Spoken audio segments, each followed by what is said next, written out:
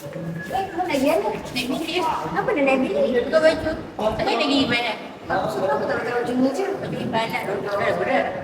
Naik lagi. Kita tunggu abang. Dalam kehidupan seharian, kita sering perlu menukar pakaian mengikut situasi dan acara yang berbeza.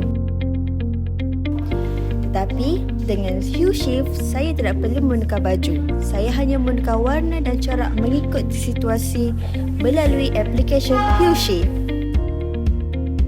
Tara! Tengoklah, saya dapat menukar warna dan corak baju sekelip mata.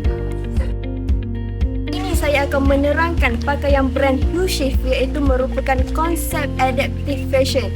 Brand Hue Shift ni merupakan pakaian pintar yang mampu menekankan corak dan warna mengikut mood, situasi dan acara tanpa perlu menukarkan pakaian anda.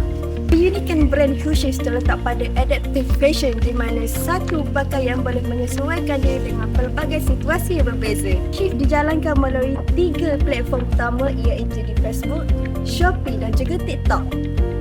Ini dipilih kerana ia bersifat visual dan mampu menunjukkan perubahan corak dan warna kepada penonton dan juga pengguna.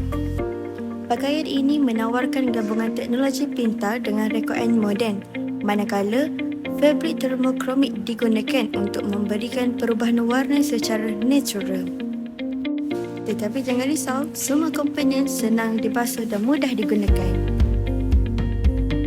Brand Hue Shift bukan sekadar pakaian, tetapi ia merupakan satu inovasi fashion di mana ia dapat menyesuaikan diri dengan kehidupan moden sekarang. Ingat baju, ingat Hue Shift. One outfit, many moments.